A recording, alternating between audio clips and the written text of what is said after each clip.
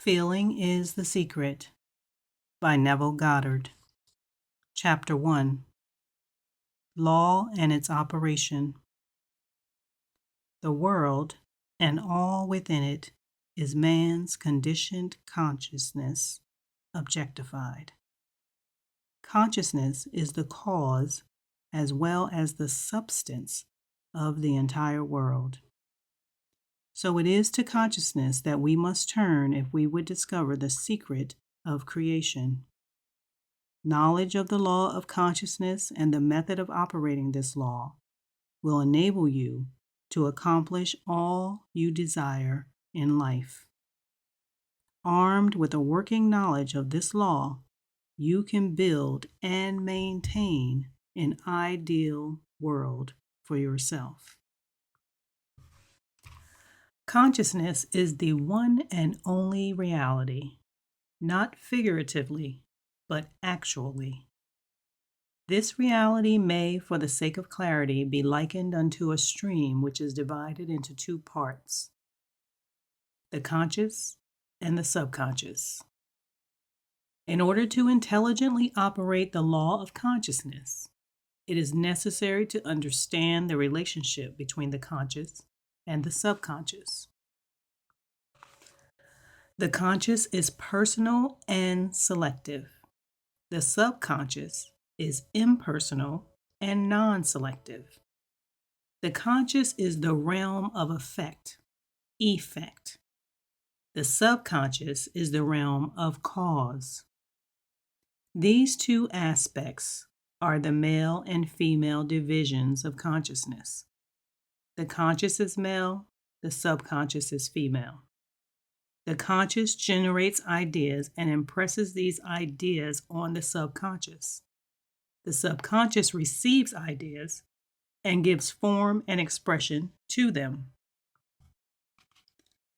By this law, first conceiving an idea and then impressing the idea conceived on the subconscious, all things evolved out of the consciousness. And without this sequence, there is not anything made that is made. The conscious impresses the subconscious, while the subconscious expresses all that is impressed upon it. The subconscious does not originate ideas, but accepts as true those which the conscious mind feels to be true, and in a way known only to itself, objectifies the accepted ideas. Therefore, through his power to imagine and feel and his freedom to choose the idea he will entertain, man has control over creation. Control of the subconscious is accomplished through control of your ideas and feelings. The mechanism of creation is hidden in the very depth of the subconscious, the female aspect or womb of creation. The subconscious transcends reason and is independent of induction. It contemplates a feeling as a fact existing within itself, and on this assumption proceeds to give expression to it. The creative process begins with an idea, and its cycle runs its course as a feeling and ends in a volition to act. Ideas are impressed on the subconscious through the medium of feeling. No idea can be impressed on the subconscious until it is felt. But once felt, be it good, bad, or indifferent, it must be expressed. Feeling is the one and only medium through which ideas are conveyed to the subconscious. Therefore, the man who does not control his feeling may easily impress the subconscious with undesirable states.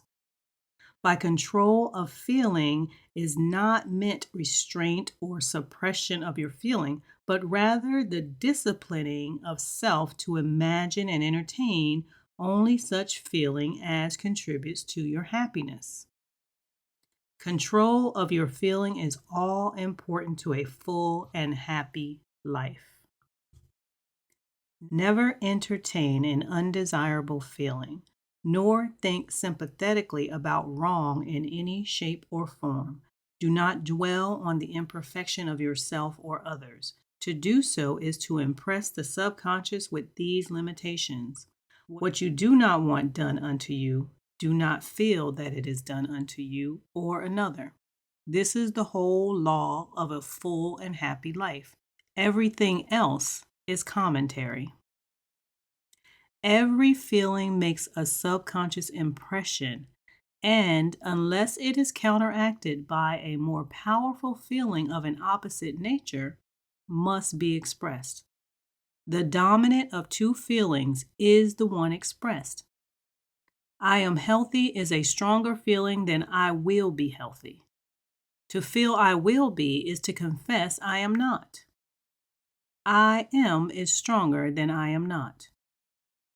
What you feel you are always dominates what you feel you would like to be. Therefore, to be realized, the wish must be felt as a state that is rather than a state that is not. Sensation precedes manifestation and is the foundation upon which all manifestation rests. Be careful of your moods and feelings, for there is an unbroken connection between your feelings and your visible world. Your body is an emotional filter and bears the unmistakable marks of your prevalent emotions. Emotional disturbances, especially suppressed emotions, are the causes of all disease, dis-ease. To feel intensely about a wrong without voicing or expressing that feeling is a beginning of dis-ease in both body and environment. Do not entertain the feeling of regret or failure for frustration or detachment from your objective results in disease. Think feelingly only of the state you desire to realize. Feeling the reality of the state sought and living and acting on that conviction is the way of all seeming miracles. All changes of expression are brought about through a change of feeling. A change of feeling is a change of destiny. All creation occurs in the domain of the subconscious. What you must acquire, then, is a reflective control of the operation of the subconscious. That is, control of your ideas and feelings. Chance or accident is not responsible for the things that happen to you, nor is predestined fate the author of your fortune or misfortune. Your subconscious impressions determine the conditions of your world. The subconscious is not selective. It is impersonal and no respecter of persons. Acts 10:34, Romans 2:11. The subconscious is not concerned with the truth or falsity of your feeling. It always accepts as true that which you feel to be true. Feeling is the assent of the subconscious to the truth of that which is declared to be true. Because of this quality of the subconscious, there is nothing impossible to man. Whatever the mind of man can conceive and feel as true, the subconscious can and must objectify. Your feelings create the pattern from which your world is fashioned, and a change of feeling is a change of pattern. The subconscious never fails to express that which has been impressed upon it. The moment it receives an impression, it begins to work out the ways of its expression. It accepts the feeling impressed upon it, your feeling, as a fact existing within itself, and immediately sets about to produce in the outer or objective world the exact likeness of that feeling. The subconscious never alters the accepted beliefs of man. It outpictures them to the last detail, whether or not they are beneficial. To impress the subconscious with the desirable state, you must assume the feeling that would be yours had you already realized your wish. In defining your objective, you must be concerned only with the objective itself. The manner of expression or the difficulties involved are not to be considered by you. To think feelingly on any state impresses it on the subconscious. Therefore, if you dwell on difficulties, barriers, or delay, the subconscious, by its very non-selective nature, accepts the feeling of difficulties and obstacles as your request and proceeds to produce them in your outer world. The subconscious is the womb of creation. It receives the idea unto itself through the feelings of man. It never changes the idea received, but always gives it form. Hence, the subconscious outpictures the idea in the image and likeness of the feeling received. To feel a state as hopeless or impossible is to impress the subconscious with the idea of failure. Although the subconscious faithfully serves man, it must not be inferred that the relation is that of a servant to a master, as was anciently conceived. The ancient prophets called it the slave and servant of man. St. Paul personified it as a woman and said, "The woman should be subject to man in everything." In Ephesians 5:24. Also 1 Corinthians 14:13, Ephesians 5:22, Colossians 3:18, 1 Peter 3:1. The subconscious does serve man and faithfully gives form to his feelings. However, the subconscious has a distinct distaste for compulsion and responds to persuasion rather than command. Consequently, it resembles the beloved wife more than the servant. The husband is head of the wife, Ephesians 5:23. May not be true of man and woman in their earthly relationship, but it is true of the conscious and the subconscious, or the male and female aspects of consciousness. The mystery to which Paul referred when he wrote, "This is a great mystery," 5:32. "He that loveth his wife loveth himself," 5:28. "And they two shall be one flesh," 5:31, is simply the mystery of consciousness. Consciousness is really one and undivided, but for creation's sake, it appears to be divided into two. The conscious, objective, or male aspect truly is the head and dominates the subconscious, subjective, or female aspect. However, this relationship is not that of the tyrant, but of the lover.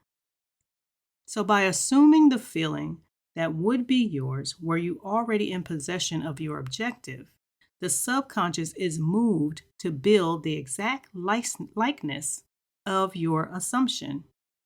Your desires are not subconsciously accepted until you assume the feeling of their reality. For only through feeling is an idea subconsciously accepted, and only through this subconscious acceptance is it ever expressed. It is easier to ascribe your feeling to events in the world than to admit that the conditions of the world reflect your feeling. However, it is eternally true that the outside mirrors the inside. As within, so without. As above, so below. As below, so above. As within, so without. As without, so within. Correspondence, the second of the 7 principles of Hermes. A man can receive nothing unless it is given him from heaven. John 3:27. And the kingdom of heaven is within you. Luke 17:21. Nothing comes from without. All things come from within, from the subconscious. It is impossible for you to see other than the contents of your consciousness. Your world, in its every detail, is your consciousness objectified. Objective states bear witness of subconscious impressions. A change of impression results in a change of expression. The subconscious accepts as true that which you feel as true. And because creation is the result of subconscious impressions, you, by your feeling, determine creation. You are already that which you want to be, and your refusal to believe this is the only reason you do not see it. To seek on the outside for that which you do not feel you are is to seek in vain. For we never find that which we want, we find only that which we are. In short, you express and have only that which you are conscious of being or possessing.